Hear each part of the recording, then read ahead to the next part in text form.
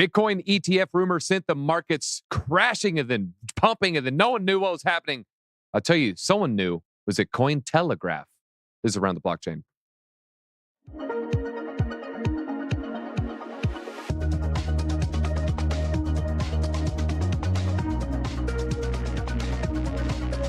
Thank you for joining, everybody. Go ahead and hit that like button. We got 3 phenomenal guests, and one of them's got a very clean haircut. Talking about piano, Matty B. Piano, you're looking fresh to death. How are you doing today?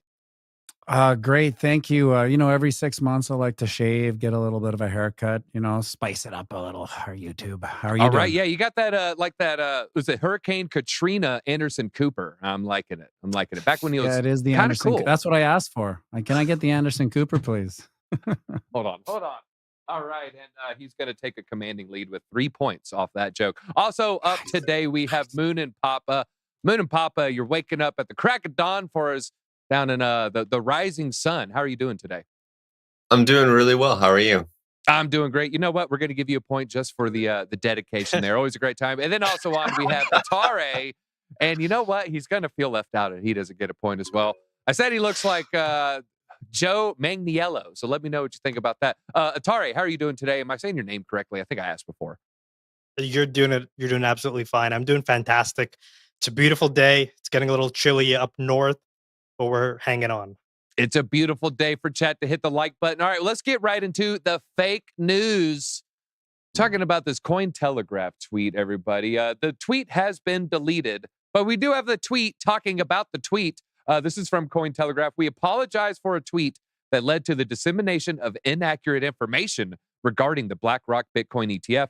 An internal investigation, they just wanted to throw in as many Asian words as they could, is currently underway. We are committed to transparency and will share the findings of the investigation with the public once it is concluded within 3 hours.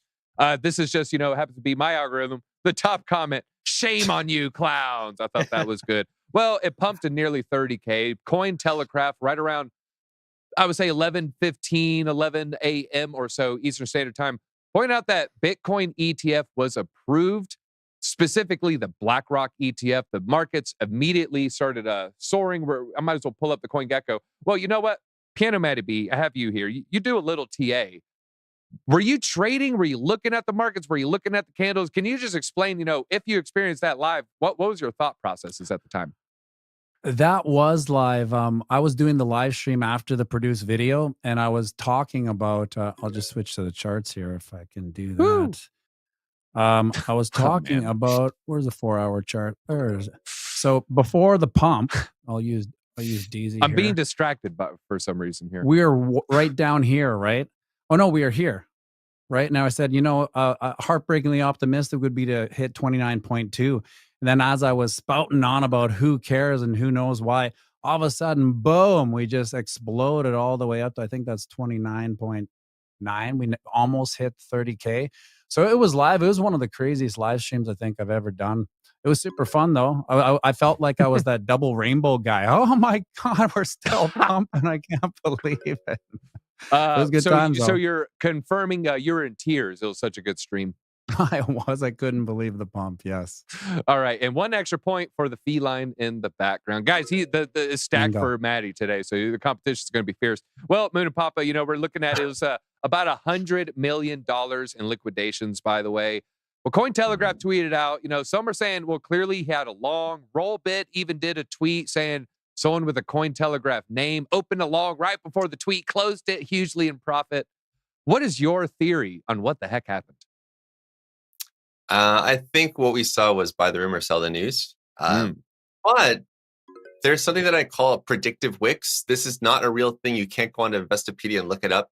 But essentially in crypto land, because it's so volatile and the order books are so thin compared to TradFi, when we see a really big fat wick up and it comes back down, as long as it's reasonable, like within 10 to 15%, I call those predictive wicks as long as the price can reach the top of that wick within like 2 days or so. I see this all the time in low cap, mid cap. So even though it was fake news, the price actually hasn't fully retraced back down to like 26.6 or so. So it's actually still kind of gently heading up. And I think what it's done is it's woken up a lot of people to say, boom, this is what could happen once the ETF is announced. Now, I also fully believe that once the ETF is announced and it's even launched, the price is going to shoot up until that point. And I do think it's going to crash. I know people aren't going to like me for that, but that's kind of the pattern for everything.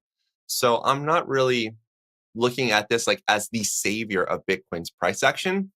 We're all the saviors because you need to be the one buying and holding Bitcoin. Don't let the institutions take it away from you. But this is a great example of predictive price wicks and also what could happen, or actually what will happen when BlackRock gets their way in this new Bitcoin ETF. Collectively, we are the savior for Bitcoin, but some would say collectively, we're the savior for fiat. We're the savior of money, and we're the savior for not melting away all your wealth here. All right, well, Rollbit did have to, it was on the deleted tweet where they said, this is you, but Rollbit came and fired another shot. Let's just show it off here. Cointelegraph they tweeted out later, they posted later, just some random Bitcoin. Rollbit then shared the screenshot again. This you, here you can see the entry price at 27,700, the exit price right at 30,200. Wow. ROI 4,400%. It was a 50x leverage long there. Profit and loss $2.2 million. So a lot of this off the Cointelegraph tweet, Atareh. Let's just say you are now head of the DOJ. Move over, Garland. It's Atareh. Should Cointelegraph face any kind of legal repercussions for this tweet?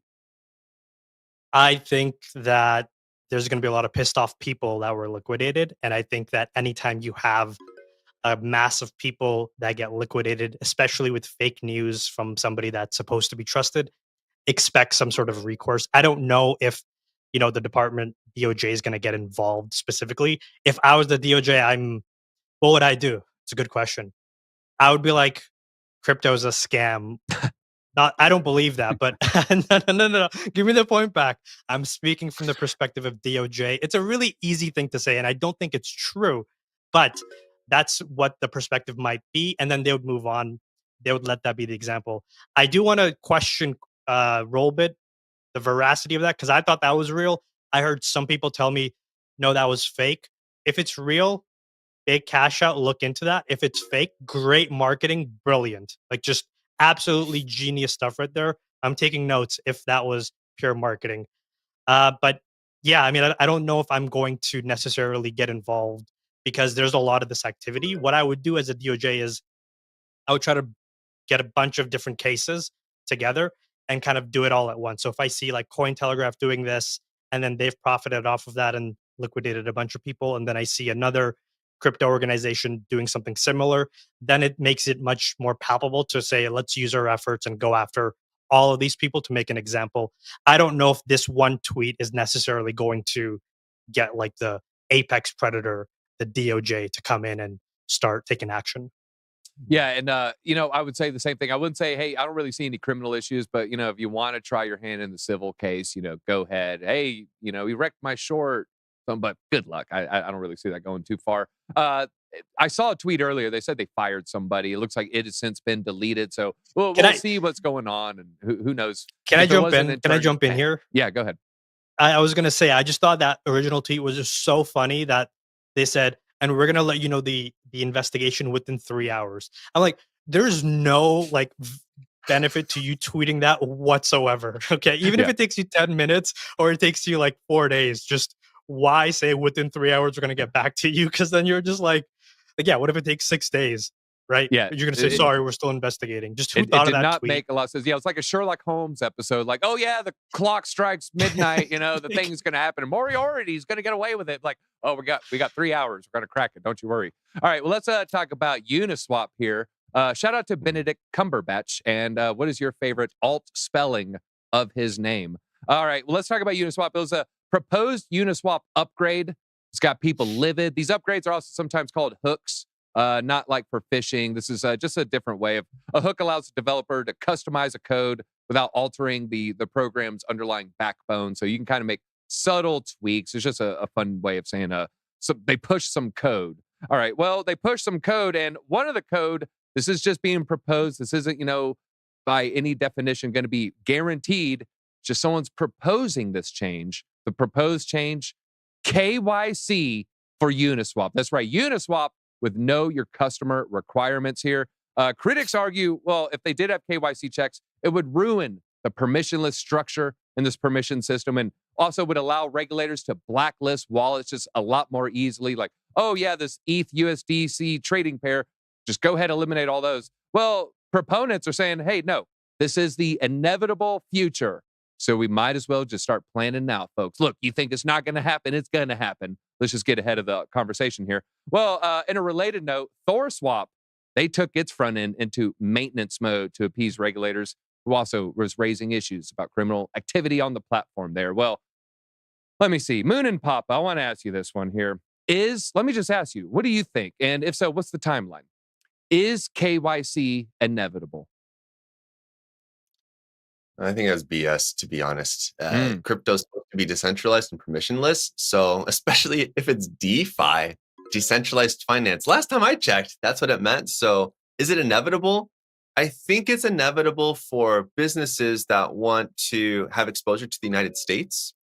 I think that having exchanges come under attack by the SEC is going to, and losing, unfortunately, or whatever the battle is going to be, but seeing how much time, effort, and energy has gone through this legal process, the battles, I think a lot of smaller businesses and decentralized exchanges are going to see that and go, yeah, I don't want to do that. I think we'll just say, oh, we have to do KYC now. So, oh, sorry, guys, this is just the way of the future. If we want crypto to be accepted, we have to do KYC because, our hands are tied, guys, except nothing's really around us. It's just on the, it's on the blockchain. My hands are tied.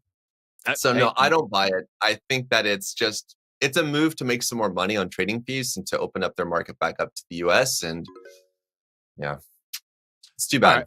Too bad. All right. Well, Piano Matty B, I want to ask you this one because look, you got the golden sound. You've been around. And you can tell me maple syrup's brown. So I want to ask you about the long run here.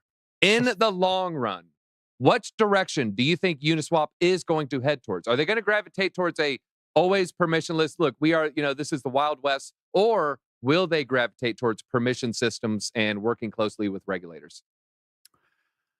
Well, geez, I don't like what I'm about to say, but I don't think they have enough money to stand up to the big boogeyman, right? So I think Good theory. if you have enough money, you can wait them out and you can put up a big stink. It's like all the wealthy people that don't ever get charged with tax evasion because the net loss on the court case dragged out for 4 or 5 years is like, well, what's the point? Let's just hammer on these small little families, and we'll take their house away and they'll pay their small little stipend in income tax instead of this massive fight.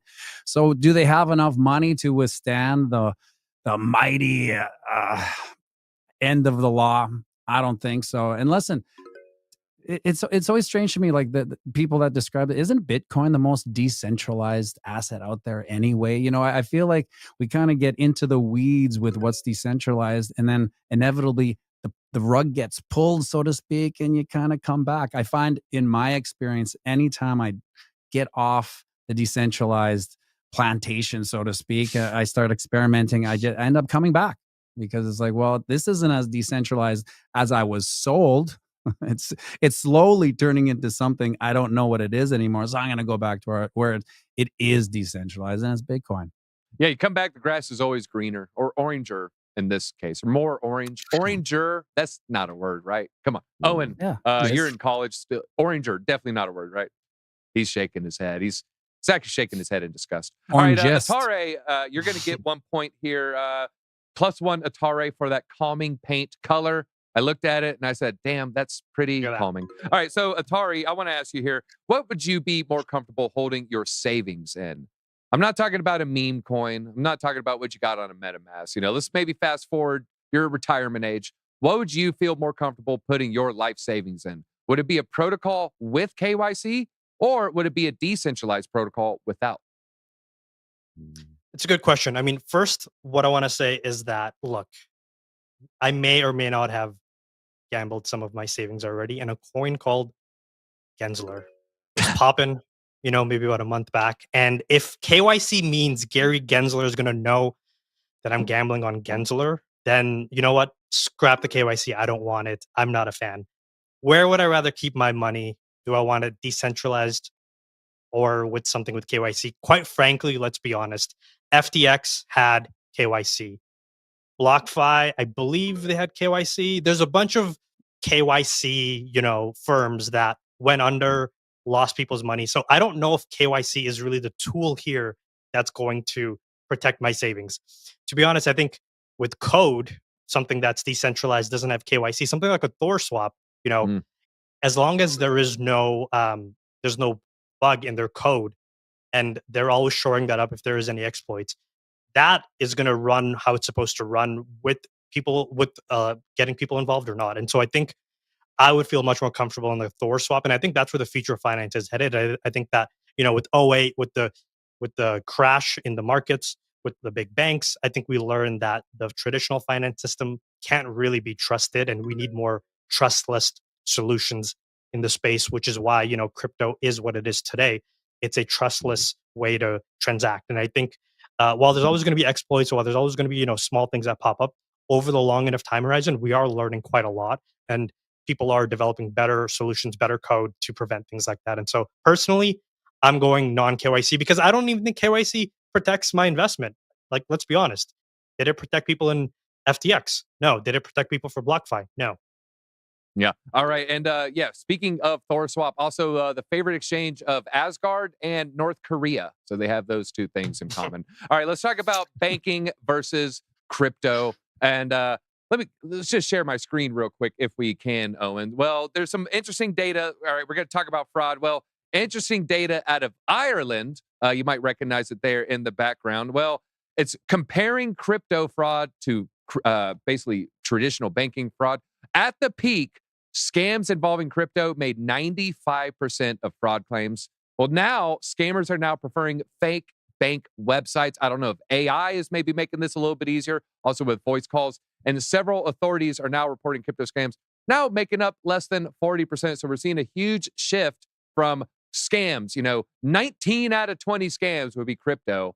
And now, I want to say it's only 8 out of 20. So that's not as bad, right? Well, instead of, plotted, they're mimicking the banking websites, also mailing fake brochures, mailing fake letters to, typically it's the elderly. They end up calling a number, replying, and then next thing you know, they're willingly giving over their information. So we're having scammers get sophisticated, just kind of giving up on crypto here. Well, Piano Matty B, I want to ask you, were you surprised, at least in Ireland? Also, we had some data out of Australia is looking pretty similar. This isn't global.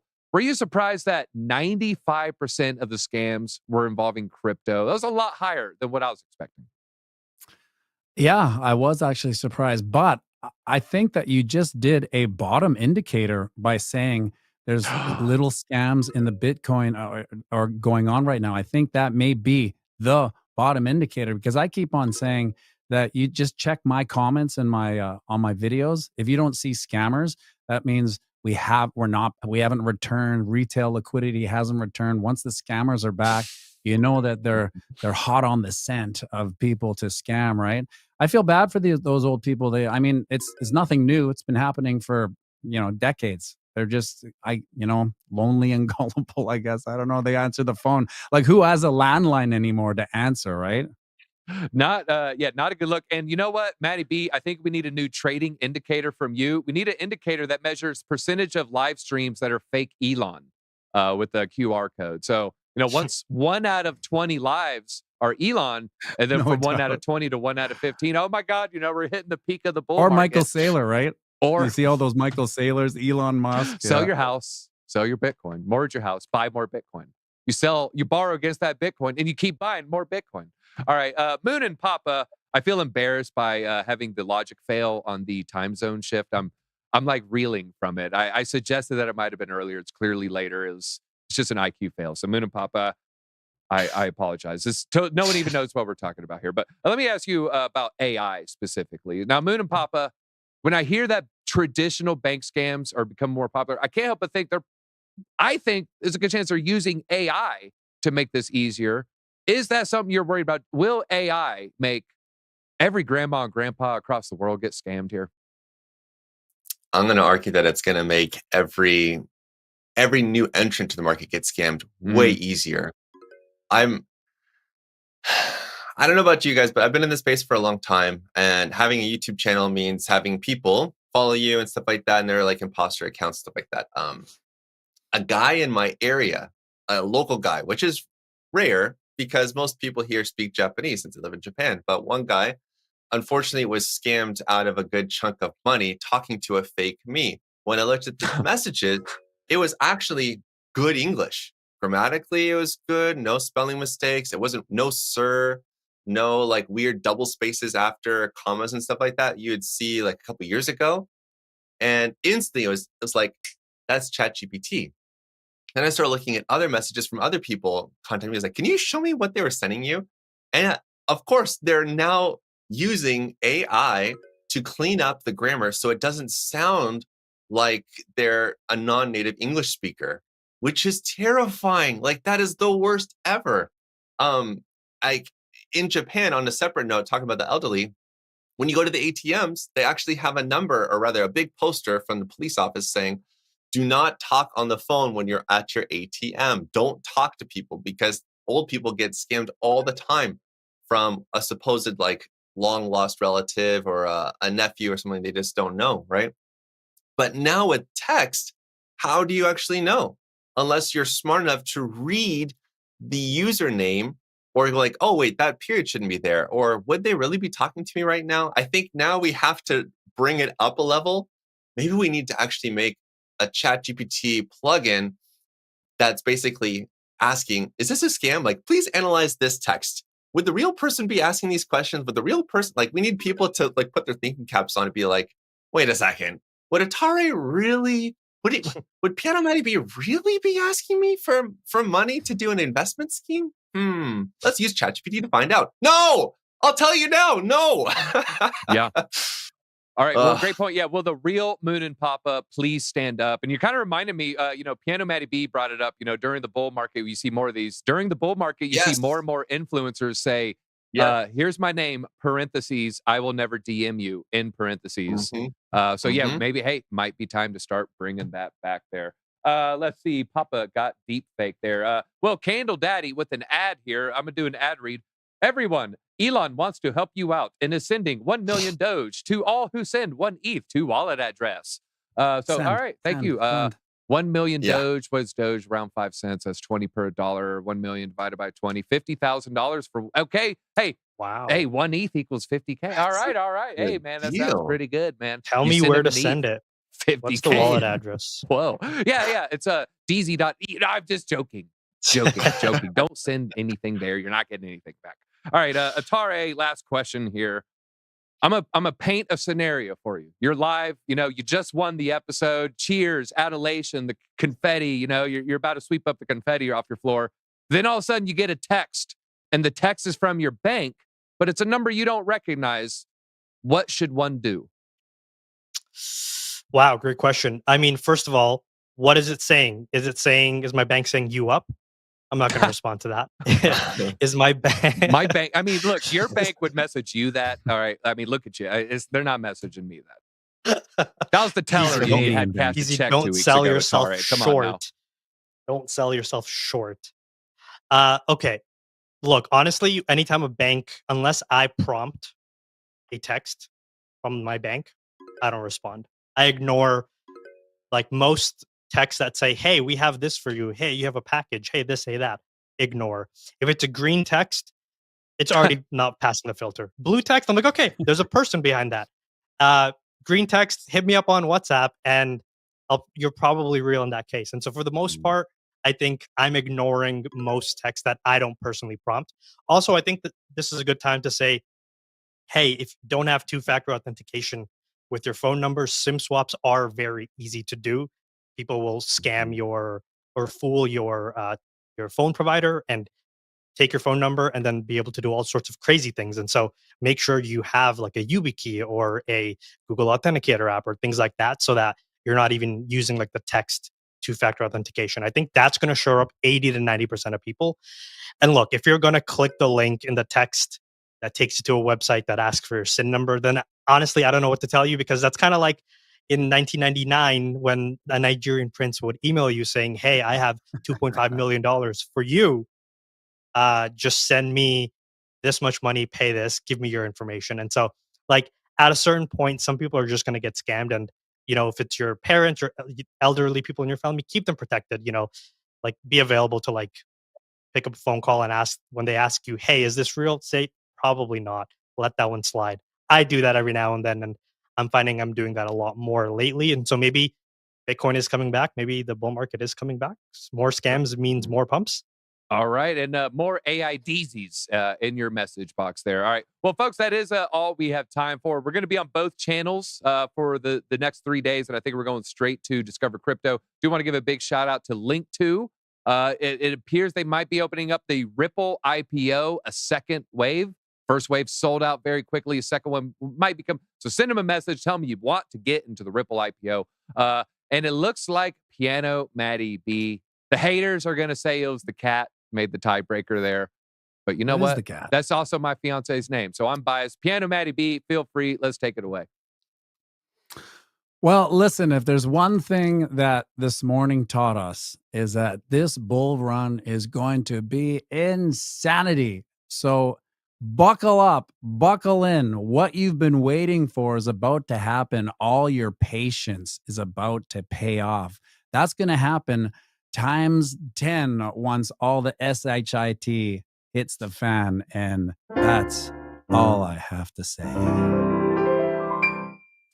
Can you give us the note? The second the rumor was fake. What was the note playing inside your head, Piano? And we'll end with that. When the what? When the rumor was no definitely longer this. real.